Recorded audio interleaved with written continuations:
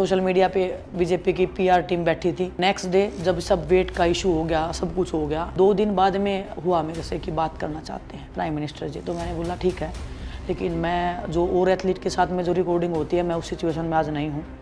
मैं नहीं चाहती कि मेरी कोई भी रिकॉर्डिंग ऐसे पब्लिकली जाए। अगर उनको सच में सहानुभूति है तो डेफिनेटली वो बात करें, लेकिन रिकॉर्डिंग ना करके डालें। लेकिन उनकी टीम ने मुझे बोला कि आप रहेंगे रूम में, उनके एक पर्सन रहेंगे जो वीडियो रिकॉर्ड करेंगे या जो भी ऑडियो रिकॉर्ड करेंगे, आपके फ़ोन नहीं रहेंगे आपके पास, और वो सोशल मीडिया पे जाएगा। कल को कभी भी ज़िंदगी में मिले तो ज़रूर मेरा ये सवाल रहेगा कि आप 2 साल तक जब हम सड़क पे बैठे थे अब तक आपने एक बार भी, हमें आपसे बहुत ज़्यादा उम्मीद थी।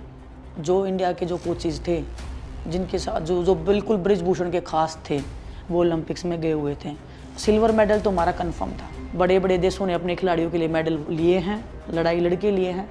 अगर हम इतने पावरफुल थे तो हमने, यूएसए ने ब्रॉन्ज मेडल के लिए फ़ाइट लड़ा, हम सिल्वर मेडल के लिए फ़ाइट नहीं लड़ पाए। मैं फिर किसी पर्सन का नाम नहीं लूँगी। उन्होंने मुझे बाकायदा बोल दिया अगर टाइम से आ जाते तो हम कुछ कर पाते। इंडिया की अपनी गवर्नमेंट ने, फेडरेशन ने, किसी ने उसको बैक नहीं किया। सिर्फ फ़ोटो डालने के लिए कि हम मिलने गए हैं। मीटिंग में बातचीत क्या हुई वो कौन बताएगा? कोई रिकॉर्डिंग है आपके पास में? नहीं है। जो भी केस हुआ वो मेरे पर्सनल लेवल पे हुआ। जैसे आज केस हो गया है, शाम तक मैच डिसाइड हो चुके थे, तब कोई कुछ नहीं कर सकता उस टाइम पे। उस टाइम पे तो कोई कुछ कर ही नहीं सकता। कर सकते थे वो जो तो 2-3 घंटे का पीरियड था, जिस पीरियड में ये सोशल मीडिया पे डॉक्टर्स को आगे करके अपनी रिस्पॉन्सिबिलिटी ना दिखा के कि हम, आप कहाँ थे जब मैं पूरी रात वेट कट कर रही थी। इंडिया के जो इंडियन जो टीम के साथ कोचेज़ थे वो कहाँ थे पूरी रात मेरे साथ? सिंगल पर्सन को ये नहीं पता मैं कहाँ ट्रेनिंग कर रही हूँ। ना एक बार भी पूछने आए मेरे से। नीता अंबानी जी IOC में मेंबर हैं, वो चाहे तो क्या नहीं कर सकते। वो तो 236 के लिए वो ओलंपिक बीड कर रहे हैं। ऐसे नहीं आते ओलंपिक मेडल। जिस तरीके से अगर आप चाहते तो कुछ कर सकते थे। आपका फिर फ़ायदा क्या है IOC में रहने का? मैम, आपके पूरे टेन्योर में अभी तक आपने बहुत इंजरीज का सामना किया है। ALC, ligament tear, depression, elbow injury, एक वो फाइट थी। उसके बाद आपकी एक पर्सनल फ्रंट पे, प्रोफेशनल फ्रंट पे फाइट हुई सरकार के साथ। उसके ऊपर आपकी क्या टिप्पणी है? देखिए, दोनों फाइट्स अलग अलग डिफ़ाइन कर सकती हूँ मैं। अपने खुद के साथ में जो लड़ाई होती है उसको आप कंट्रोल कर सकते हो, उसका आउटकम आपके हाथ में होता है। आप जितनी मेहनत शिद्दत से काम करोगे उसका आउटकम आप निकाल सकते हो। जो सरकार से लड़ाई होती है उसका आउटकम आपके हाथ में नहीं होता है, वो सिर्फ एक लड़ाई तक ही सीमित रहता है। उसका रिजल्ट क्या निकलना एंड में हमें नहीं पता।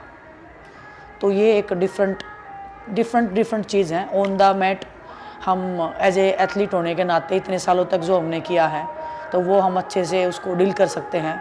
लेकिन ऑफ द रिकॉर्ड, अगर आप ऑफ द मैट अगर हमें कोई हम फाइट कर रहे हैं, उसको डील करना हमारे लिए बहुत मुश्किल चीज़ है, क्योंकि एथलीट कभी उस चीज़ के लिए प्रिपेयर नहीं होता है। जैसे बचपन से जैसे गेम स्टार्ट करते हैं तो हम उस चीज़ के लिए प्रिपेयर होते हैं कि इंजरी होगा, हार जाएंगे, उसके बाद कैसे कोप अप करना है, कैसे मेंटली हमें अपने आप को बूस्ट करना है। लेकिन जब हम एक ऑफ द रिकॉर्ड जब हम फाइट करते हैं, वो ना तो उसने हमने उसकी तैयारी करी होती है, ना हमें उसका पता है, ना हमें पॉलिटिकली उस चीज़ का पता है कि क्या होने वाला है आने वाले टाइम में और क्या उसका आउटकम होगा। तो डिफरेंट स्टोरी है दोनों का। एक खिलाड़ी जो अपनी फैमिली को भी साइड पे रख के अपना 100% टाइम और फोकस खेल को देता है, फिर उसके साथ सरकार या फेडरेशन ये करती है, तो पर्सनल फ्रंट पे उसके दिमाग में क्या चल रहा होता है? उसकी क्या एक्सपेक्टेशन होती है और क्या दिमाग में क्या चल रहा होता है? मैं अपना बता सकती हूँ।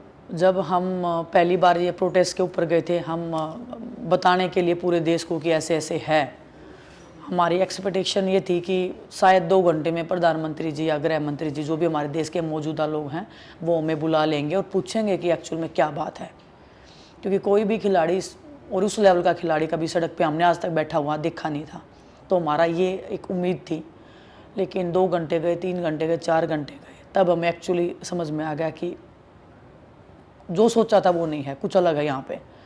और वहाँ से एक्चुअली एक पॉलिटिकली लड़ाई स्टार्ट हो गई थी, जो हमें समझ में लेट में आया, काफ़ी लेट में आया कि हम पॉलिटिक्स की उस दलदल में घुस गए हैं जहाँ पे वोट बैंक से ऊपर कोई मायने नहीं रखता है। पार्लियामेंट के अंदर हमारे union sports minister Mansukh Mandaviya ji एक ऐसी अजीब सी बात करते हैं कि 70 लाख रुपया आपकी ओलंपिक ट्रेनिंग के लिए गया, और उसी की अगर दूसरी तरफ देखा जाए तो गोवा असेंबली पोल जो हुए थे उसके अंदर बीजेपी ने सिर्फ लड्डू पे 40 लाख रुपया लगाया, अपनी PR पे करोड़ों रुपया लगाया। इसके ऊपर एक जगह एक खिलाड़ी जो देश को रिप्रेजेंट कर रहा है और एक जगह जहाँ पे असेंबली इलेक्शन और वहाँ लड्डुओं का खर्चा 40 लाख है, इस चीज़ को कैसे देखते हैं, एक खिलाड़ी कैसे देखता है? वो बहुत बुरा फील होता है। ठीक है, आप खिलाड़ी को आप क्या रिस्पेक्ट दे रहे हो? पैसे से रिस्पेक्ट थोड़ी आती है। पैसे हम दे देंगे, आप लेके आओ ओलंपिक मेडल। 24 साल लगे मेरे को उस ओलंपिक मेडल के पास पहुंचने में, वो आज भी मेरे हाथ में नहीं है। लेकिन उसको पैसे से तोलना कि इतने पैसे हमने लगा दिए हैं, वो हर नागरिक, अगर घर से निकले हैं तो हमारे माँ बाप भी अगर ये चीज़ बोलेंगे तो भी बुरा लगेगा कि हमने इतना लगा दिया है। वो एक कर्तव्य है आपका, आप अपना फ़र्ज़ निभा रहे हो। हम अगर देश को रिप्रेजेंट कर रहे हैं तो ऑब्वियसली देश को कुछ करना पड़ेगा, हमारे को बैक करता है तभी हम जीत पाते हैं। कोई भी सिंगल पर्सन कभी किसी भी फील्ड में आगे नहीं बढ़ पाता है, उसका फैमिली का सपोर्ट होता है, समाज का सपोर्ट होता है, देश का सपोर्ट होता है, तब जाके कोई एक एथलीट आगे बढ़ पाता है। और संसद जैसे एक पवित्र जगह पे, जहाँ पे हमारे संविधान में सबसे बड़ा दर्जा दिया गया है, उस जगह पे जाके खिलाड़ियों को ऐसे नीचा दिखाना, मैं तो उसको नीचा दिखाना ही मानती हूँ, क्योंकि वो पैसे में ओलंपिक मेडल नहीं आते हैं। एक खिलाड़ी पे आपने तो 70 लाख रुपए गिना दिए, उसकी फैमिली से पूछो उसने कितने करोड़ों रुपए लगा रखे उस खिलाड़ी पे, फिर भी रिजल्ट नहीं आते कभी भी। तो पैसे के ऊपर रिजल्ट नहीं आते हैं। और ये बहुत ही, हमारा देश इसीलिए ओलंपिक्स में और जितने भी बड़े कंपटीशन में इसलिए मेडल नहीं लेके आता, क्योंकि जो हमारी मानसिकता है ना खिलाड़ियों को रिप्रेजेंट करने की, खिलाड़ियों की भावनाओं को दिखाने की, वो बहुत डिफरेंट है। वो जैसे हमें भीख दे रहे हैं काइंड ऑफ, वो प्रिटेंड करते हैं। एक पॉलिटिशियन होता है, उसके खर्चे पे कितना, दिन में उसकी सिक्योरिटी है, खाना है, स्टाफ है, कितना खर्चा होता है मुझे नहीं पता एक्चुअल में, लेकिन वो मुझे लगता है कि हमारी खर्चे से कम नहीं होगा। हम तो, और वो जो खर्चा मेरे को जो 70 लाख रुपए बताए ना, उन्होंने 3-4 साल के पीरियड के बताए हैं। ये सोचो ना, 4 साल के पीरियड में 70 लाख रुपए में ओलंपिक तक आप पहुंचा रहे हो, और आप खुद पॉलिटिशियन हो गए 2 या 3 दिन में उतना खर्चा कर देते होगे, मेरा इतना मानना है, मेरे को उतना नॉलेज नहीं है। तो वो सैड स्टेटस है जो एक्चुअल में हमें पता लगा खिलाड़ी की औकात हमारे देश में कितनी है प्रोटेस्ट के बाद में। दिनेश हमारी जो स्टार खिलाड़ी है, 3 बार Commonwealth champion, Asian games champion, उसने ट्रायल्स में 53 और 50, ऐसी क्या मजबूरी थी कि दोनों में ट्रायल देना पड़ा? देखिए, जब से हमने प्रोटेस्ट स्टार्ट किया है तब से ब्रिजभूषण तो था ही हमारे खिलाफ में, पूरा बीजेपी एक साइड में बैठ गया। उन्होंने एक सीट ले ली कि इनको हमें कैसे, इनकी जो सच्चाई की जो लड़ाई है, जो सच की जो न्याय की जो लड़ाई लड़ रहे हैं, कैसे अपने सांसद को प्रोटेक्ट करना है। तो कि उन्होंने एक नैरेटिव बनाने की कोशिश की कि ये तो चले हुए कारतूस हैं, मतलब ये तो ख़त्म हो चुके खिलाड़ी हैं, इनका आगे फ्यूचर कुछ भी नहीं है, और ये दूसरे बच्चों का हक खाने के लिए ये सड़क के ऊपर आए हैं, ये सीधा जाना चाहते ओलंपिक्स में, सब कुछ ये जो भी नैरेटिव चलाने की कोशिश की गई थी। तो उनका फोकस ये हो गया कि अब इनको कहीं पर भी जीतने नहीं देना है, और परमात्मा के आशीर्वाद से लगा लो, चाहे हमारी मेहनत से लगा लो, लोगों का आशीर्वाद भी बहुत था। जब ट्रायल्स हुए उससे पहले उन्होंने नैरेटिव सेट किया कि नेशनल नहीं खेलना चाहते। मैं जस्ट एशियल इंजरी से आई थी, 5 महीने हुए थे, मैं नेशनल खेली, मैं गोल्ड जीत ले आई। एक नैरेटिव वहाँ पे उनका टूट गया। फिर उन्होंने बोला कि ट्रायल्स नहीं देना चाहते, डायरेक्ट जाना चाहते हैं। ट्रायल्स में जब मैं गई तो क्योंकि जो रूल था ना, जो ब्रिजभूषण ने रूल बनाया हुआ था कि जो भी ओलंपिक कोटा लेके आएगा उन सब के ट्रायल कंपलसरी हैं, उनके ट्रायल्स वो लेंगे। लेकिन एक क्लोज और उसने जोड़ा हुआ था उसमें कि अगर ब्रिजभूषण चाहेगा तो ही ट्रायल्स होंगे, अदरवाइज नहीं होंगे। तो जैसे ही हम ट्रायल्स में गए तो क्योंकि 53 का हमारा कोटा आ चुका था, इंडिया ने वो कोटा विन कर लिया था, तो बोले कि हमें 53 के लिए टॉप 4 की ट्रायल चाहिए। लेकिन उसका ट्रायल बाद में ओलंपिक्स के लिए जो कोटा लेके आया है, कोटा विनर के साथ में होगा कि नहीं होगा वो कोई श्योर नहीं था। मैंने 50 में ट्राई किया क्योंकि मैं नहीं चाहती थी कि मेरी किस्मत किसी दूसरे के हाथ में जाए। मेरी किस्मत हो तो मेरे हाथ में हो, मेरी मेहनत मेरे हाथ में होनी चाहिए। मैं दूसरे पे डिपेंड होकर मैं ओलंपिक नहीं जाना चाहती थी। तो मैं 50 में भी खेल ली, लेकिन जैसे मुझे पता लगा कि हाँ टॉप 4 का ट्रायल्स है और टॉप 4 में आने के बाद में अगर कल को ट्रायल्स हुए तो मैं 53 में खेल सकती हूँ, मैंने 53 में भी ट्रायल दिया। और ये ऐसा कोई रूल नहीं है, डोमेस्टिक रूल कोई भी नहीं है ऐसा कि आप 2 वेट में नहीं खेल सकते। सपोज़ मैं पहले की आपको बताती हूँ, पहले कैसे होते थे ना ट्रायल्स, भी इस ट्रायल से पहले जो ओलंपिक्स के ट्रायल थे, नॉन ओलंपिक वेट के ट्रायल नेक्स्ट डे होते थे। जो ओलंपिक वेट कैटेगरी है हमारी 6 हैं, वैसे जो नॉर्मल वेट कैटेगरीज है 10 हैं। तो वो 6 वेट कैटेगरी के पहले दिन ट्रायल थे, उसके बाद में 1 वीक आफ्टर, 10 डेज आफ्टर या next day non Olympic weight के ट्रायल होते थे हमारे। तो वो जो लड़कियां पहले दिन हार गई वो दूसरे दिन नॉन ओलंपिक वेट में खेलते थे। तो ये ऑब्वियस सी बात थी। उन्होंने सेम डे रख दिया तो मैं सेम डे उसमें खेल ली। मेरी मजबूरी थी खेलना, कोई ऐसा नहीं, क्योंकि मेरे को 53 में खेलना था, क्योंकि मेरा एज के साथ लगा लो, हाइट भी मेरी ज़्यादा है, मसल मास ज़्यादा है, तो 50 मेरे लिए बहुत इम्पॉसिबल चीज़ थी। किसी ने सोचा भी नहीं था कि मैं 53 में खेलूँगी, 50 में खेलूँगी। सब सोच रहे थे 53 नहीं तो मैं 57 में जाऊँगी, लेकिन क्योंकि 57 में मेरा कोई पास रहा नहीं कभी भी पूरे लाइफ में। 50 में मैं 4 से 5 साल पहले 2018 से पहले मैं 50 में खेली हुई हूँ, तो मैं अपोनेंट्स को जानती थी। और ओलंपिक जैसे स्टेज के ऊपर आप अननोन पर्सन से खेलोगे तो वो एक बहुत बड़ा डिफ़िकल्ट चैलेंज हो जाता है आपके लिए। तो मेरे को 50 और 53 में इसलिए मैंने दोनों चीज़ चूज की, और फिर जो चीज़ का मुझे डर था वही हुआ। अगर मैं सब वो बोले कि हम 53 में ट्रायल लेंगे, मैं बोली आप लिखित में दो कोई चीज़, क्योंकि रिटर्न, क्योंकि हमने सड़क पे बैठ के देख लिया, जो चीज़ रिटर्न में हमने नहीं ली हमारे साथ कुछ नहीं हुआ, उसके इंसाफ मिला ही नहीं। तो मैं बोली आप रिटर्न में दो, चाहे खेल मंत्री जी से दिलवाओ, चाहे हमारे सुप्रीम कोर्ट हाई कोर्ट से दिलवाओ, रिटर्न में कोई चीज़ मिल जाएगी तो हम आश्वस्त हैं। उन्होंने सिर्फ मौखिक बोला। और जो मेरे को डर था कि 53 में ये चाहते हैं कि विनेश ना जाए ओलंपिक्स तक, वो षड्यंत्र वो कर रहे थे, लेकिन जो परमात्मा चाहता है एक दिन वही होता है। मैं 50 में खेली, सिलेक्ट हो गई। 53 में मेरा पोजीशन था, अगर वो कल को 53 का ट्रायल लेते तो मैं उसमें भी ट्रायल देती। और मैंने बोल दिया था सबको कि मेरा मेन कैटेगरी 53 है, आप ट्रायल लो। आखिर तक ओलंपिक के 1 महीने तक ये क्लियर नहीं था कि ट्रायल्स होंगे कि नहीं होंगे। ओलंपिक के अंदर खिलाड़ी जब पहुंच जाता है तो देश के लिए वो पहले जीत चुका होता है। जीते हुए खिलाड़ियों को पीएम का, मोदी जी का फोन जाता है, हमारी विनेश गोल्ड पक्का लेके आ रही थी, 100 ग्राम से रह गई, क्या आपके पास मोदी जी का कॉल है? पहले दिन नहीं आया, जब मैं फाइनल्स तक गई कोई फ़ोन कॉल नहीं था, कुछ नहीं था। सबको अचंभा भी लगा, क्योंकि उनको सबको यही था कि जो लड़की के साथ पहला मैच है उसे मैं हार जाऊंगी, और ठीक है आगे का देखेंगे। सोशल मीडिया पे बीजेपी की पीआर टीम बैठी थी आपको ट्रोल करने के लिए, वो हमें हर दिन ट्रोल करते हैं, कोई दिक्कत नहीं है। लेकिन नेक्स्ट डे जब सब वेट का इशू हो गया, सब कुछ हो गया, इवनिंग तक या उससे नेक्स्ट डे, आई थिंक 2 दिन बाद में हुआ मेरे से कि बात करना चाहते हैं प्राइम मिनिस्टर जी। तो मैंने बोला ठीक है, लेकिन मैं जो और एथलीट के साथ में जो रिकॉर्डिंग होती है, मैं उस सिचुएशन में आज नहीं हूँ। मैं नहीं चाहती कि मेरी कोई भी रिकॉर्डिंग ऐसे पब्लिकली जाए। अगर उनको सच में सहानुभूति है तो डेफिनेटली वो बात करें, लेकिन रिकॉर्डिंग ना करके डालें। लेकिन उनकी टीम ने मुझे बोला कि आप रहेंगे रूम में, उनके एक पर्सन रहेंगे जो वीडियो रिकॉर्ड करेंगे या जो भी ऑडियो रिकॉर्ड करेंगे, आपके फ़ोन नहीं रहेंगे आपके पास में, और वो सोशल मीडिया पे जाएगा। तो मैंने उनको बोला कि सॉरी, मैं इस स्टेट में नहीं हूँ, मैं अपने मेहनत का लगा लो, अपने इमोशंस का लगा लो, मैं से सोशल मीडिया के ऊपर, मतलब आप अच्छा बनने का आप प्रिटेंड नहीं कर सकते हैं। मैं, क्योंकि उनको पता है या मुझे नहीं पता, मैं 2 साल का भी हिसाब उनसे पूछती कि सर 2 साल तक आप चुप क्यों थे। वो मेरा है, आज भी है, कल को कभी भी ज़िंदगी में मिले तो ज़रूर मेरा ये सवाल रहेगा कि आप 2 साल तक, जब हम सड़क पे बैठे थे अब तक, आपने एक बार भी, हमें आपसे बहुत ज़्यादा उम्मीद थी, क्योंकि खिलाड़ियों के पास वो जब मिलते हैं, मेडल लेके आते हैं, तो उम्मीद बढ़ जाती है ओब्वियसली खिलाड़ियों की, लेकिन नहीं हुआ। तो शायद उनको ये डर था कि अगर हम वीडियो रिकॉर्डिंग या कुछ भी, अगर ये खुद से पर्सनली करेगी, वो तो अपना काट के डालते वीडियो, लेकिन अगर मैंने रिकॉर्ड कर लिया, मेरे लोगों ने रिकॉर्ड किया, तो वो तो प्योर ओरिजिनली तरीके से सोशल मीडिया पे जाता।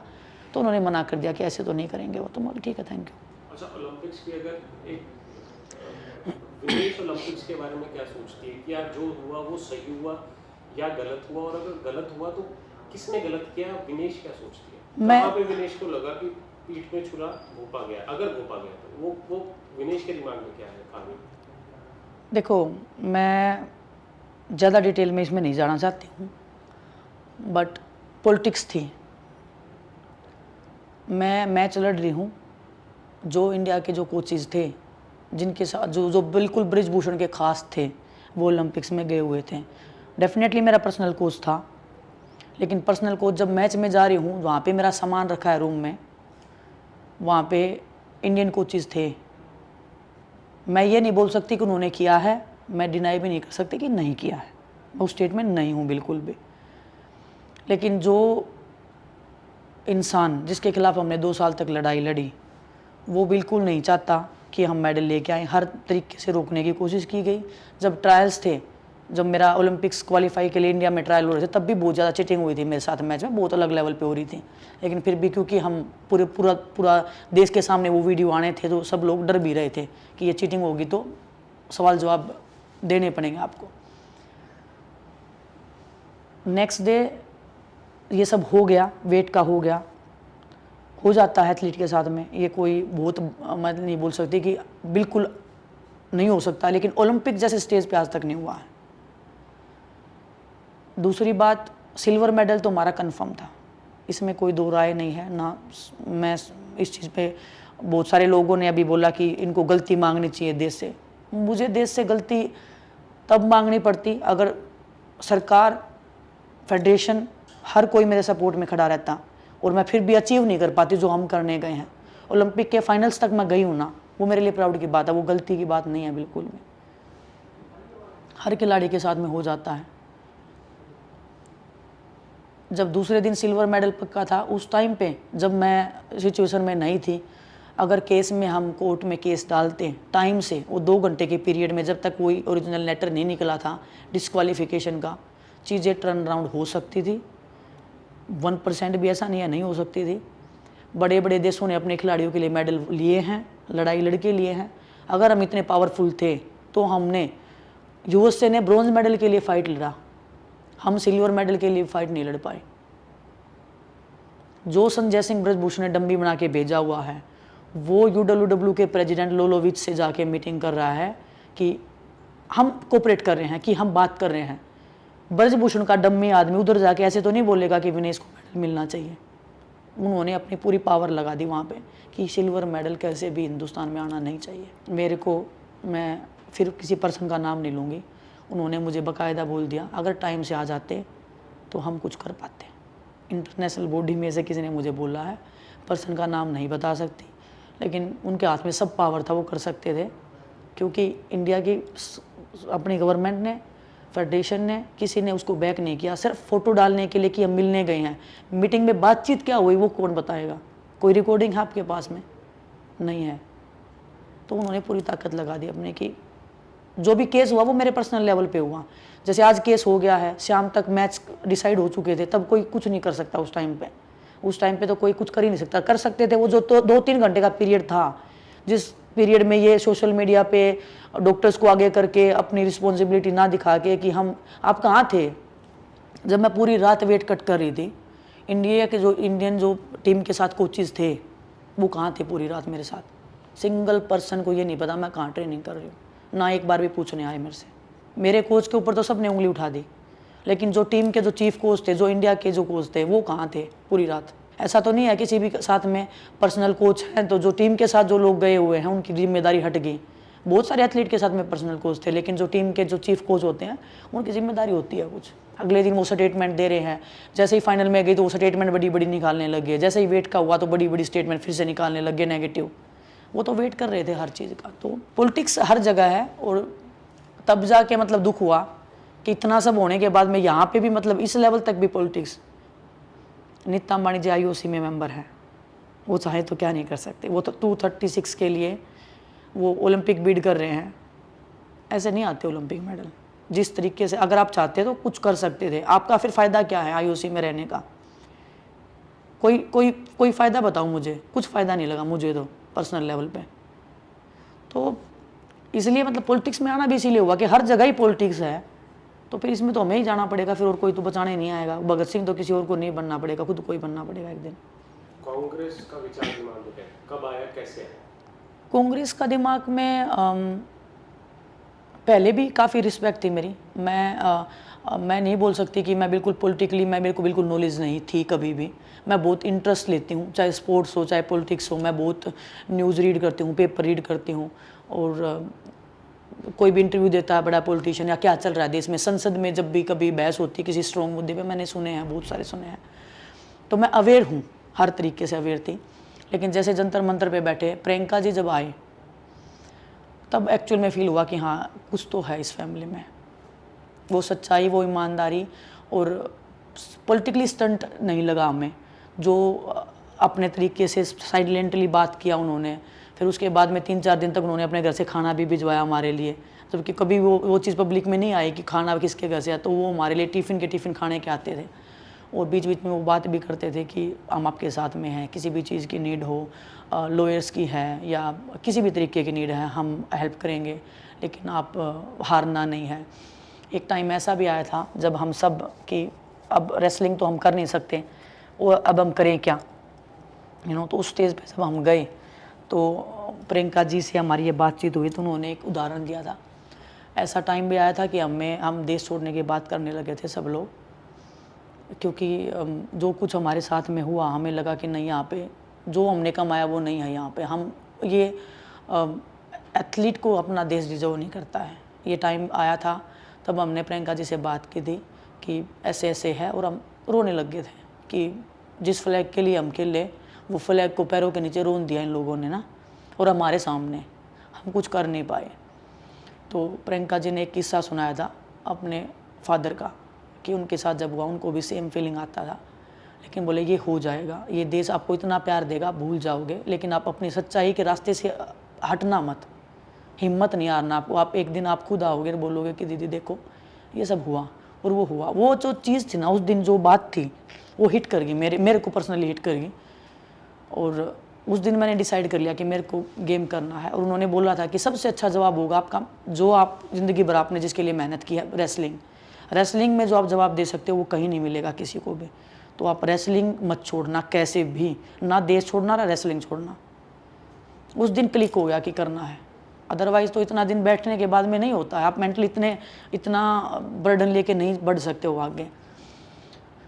उस दिन एक रिस्पेक्ट, मैं कांग्रेस के लिए नहीं बोलूँगी, लेकिन मैं प्रियंका गांधी जी के लिए डेफिनेटली उस दिन ये हो गया था कि हाँ, कि ये अपनी है, मतलब इनके साथ में एक ज़िंदगी का एक ऐसा कनेक्शन है जो हम फील कर सकते हैं। इंदिरा गांधी जी के बारे में मेरी दादी कहानियाँ सुनाती थी हमें, कैसे उनके साथ में क्या हुआ क्या नहीं हुआ। मम्मी गांव में तो गीत भी बने हुए थे इस चीज़ के ऊपर, तो बचपन में गीत भी सुने हैं बहुत सारे, तो अवेयर थे मतलब इस चीज़ के लिए हम। राहुल गांधी जी से जो आपकी पहली मुलाकात हुई धरना प्रदर्शन के बाद, और मुझे नहीं पता ओलंपिक से पहले हुई ओलंपिक के बाद हुई, तो आपके ओलंपिक से अगर पहले हुई तो आपके क्या सवाल थे, क्योंकि आप अंदर से निराश थी देश उनके साथ, सरकार उनके साथ क्या कर रही है, और उन सवालों का उन्होंने आपको क्या जवाब दिया? वो एक या दो सवाल जो भी आपने उनसे किए? अभी मिली थी जस्ट, मैं तो ज्वाइनिंग से पहले ही मिली थी, क्योंकि मैं इतनी इंट्रोवर्टेड लड़की हूँ। मैं कभी किसी को ऐसा लगता है कि मैं फ़ोन करूँगी तो किसी को परेशान कर रही हूँ, तो मैं कभी किसी को अप्रोच नहीं करती किसी भी चीज़ के। भगवान ने कभी इतना उस सिचुएशन में डाला भी नहीं कि हम किसी को पॉलिटिकली या किसी फाइनेंशियली तरीके से किसी को अप्रोच करें, और मैंने कभी नहीं किया। ना मेरे पास नंबर था, ना किसी भी पॉलिटिशियन का नहीं था। दीपेंद्र हुड्डा भाई साहब का पहली बार मेरा टोक्यो में जब मैं मेडल नहीं आया था तब उनका बात हुआ था मेरे से, आधा घंटा तक उन्होंने, उनकी फैमिली ने बात किया था, तो वहाँ से एक कनेक्शन फील हुआ था कि अपने लोग हैं साथ में। फिर जैसे प्रियंका जी का हुआ, अभी राहुल जी से मिले तो एक दो चीज़ें उन्होंने बोली। उन्होंने एक प्राइम मिनिस्टर का भी बात बोला, तो बोले कि मुझे लगता है कि आपको बात करना चाहिए था। तो मैंने उनको समझाया कि सर देखो, मैं रिस्पेक्ट है, लेकिन मेरा ऐसा मानना है कि तिरंगे से बड़ी रिस्पेक्ट तो इस हिंदुस्तान में किसी की नहीं है। तिरंगा सबसे बड़ा है हमारे लिए एज ए एथलीट, और उस तिरंगे को 28 तारीख के साथ में जो हुआ उसका जवाबदेही किसी को तो लेना पड़ेगा।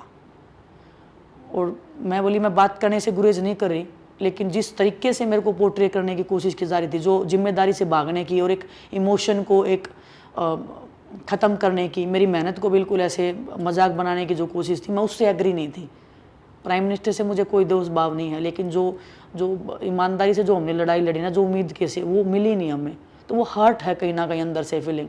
और मैं ऐसी लड़की हूँ जो मैं हर्ट हो जाती हूँ ना, तो मैं नहीं कर सकती वो चीज़, जो दिल में है वो उतना ही रख सकती हूँ। तो फिर मैं अपने आप को मिरर में जवाब नहीं दे पाती, और जिस चीज़ के लिए मैं खुद को जवाब नहीं दे पाती ना, वो चीज़ मैं करती नहीं हूँ जल्दी से।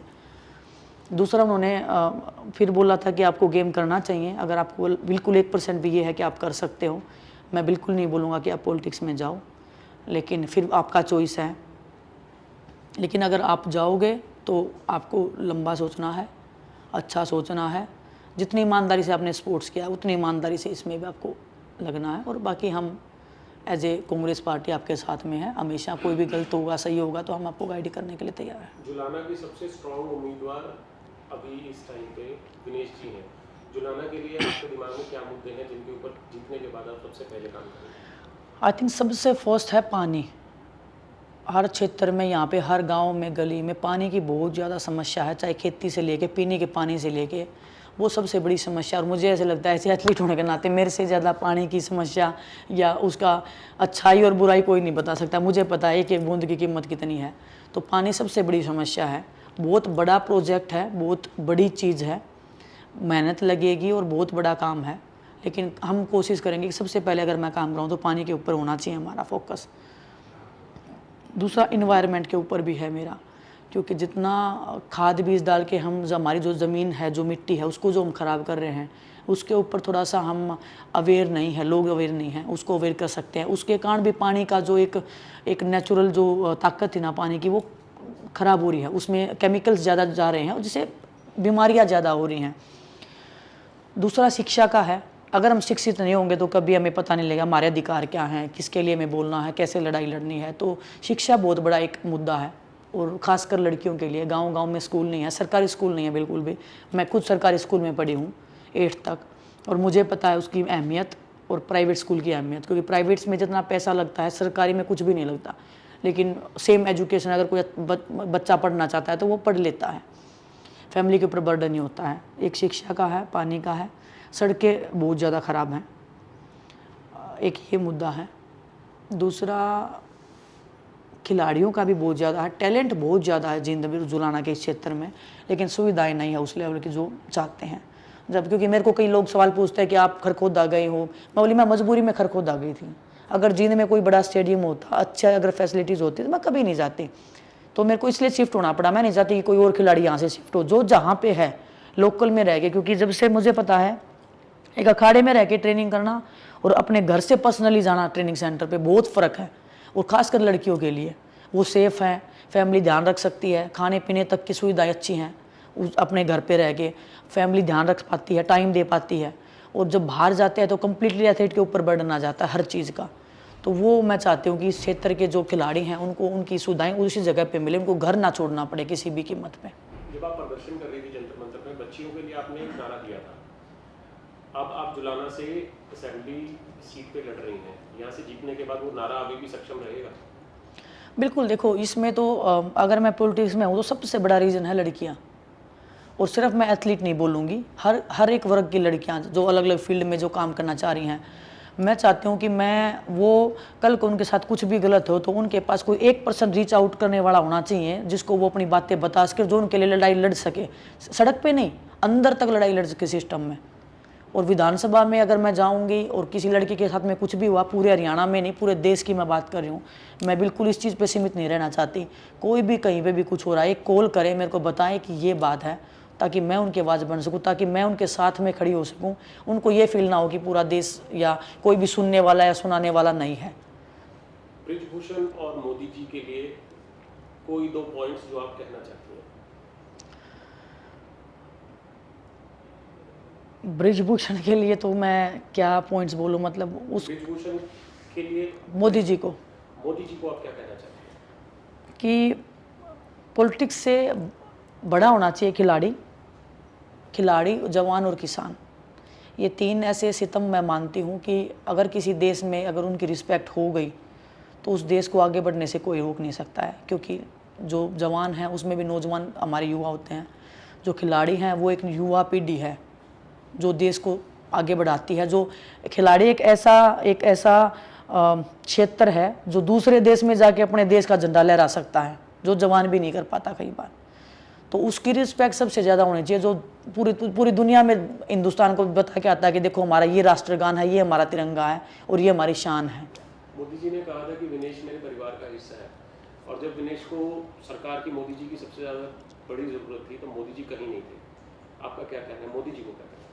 ये परिवार वाली बात बीच में ऐड कर दीजिएगा कि मैं उनके परिवार का हिस्सा थी, इस तरह से। देखिए, मैं परिवार का हिस्सा तो उन्होंने इसलिए बोला था क्योंकि जो मेरी सिस्टर है वो पॉलिटिकली बीजेपी में है, और शायद खिलाड़ी होने के नाते उन्होंने ऐसे बोला होगा कि आप मेरे परिवार का हिस्सा हैं।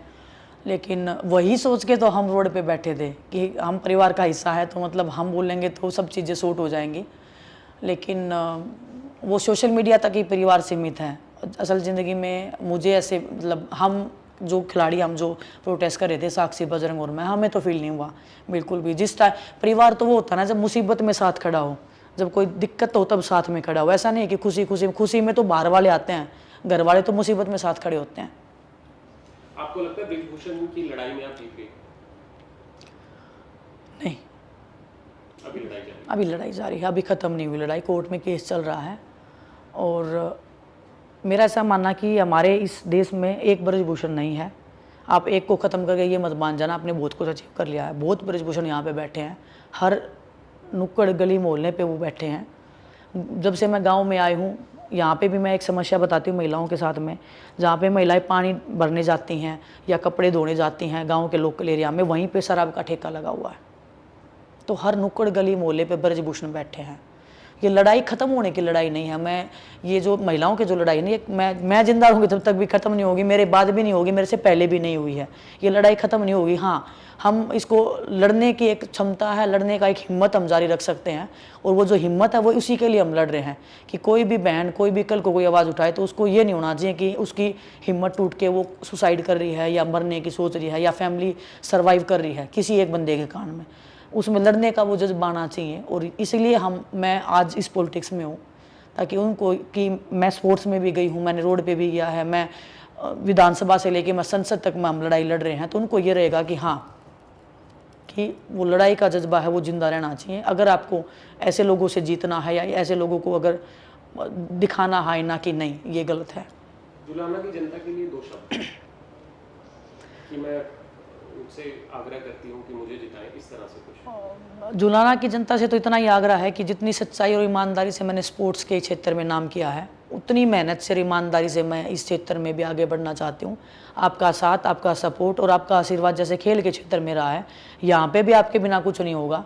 लेकिन मैं विश्वास दिला सकती हूँ कि आपका विश्वास या आपका साथ कभी भी आपको ऐसा नहीं लगेगा कि हमने गलत जगह पे इन्वेस्ट किया है। आपको प्राउड फील होगा कि हमने अपनी बेटी को जिताया था। और 5 साल बाद भी आप ये बोलोगे कि हाँ, हमने वोट किया था। पहली बार मैं ऐसा फील करवाना चाहती हूँ कि पहली बार कोई ऐसे बोले कि किसी पॉलिटिशियन को उन्होंने वोट दिया था और वो वोट बेकार नहीं गया बिल्कुल भी।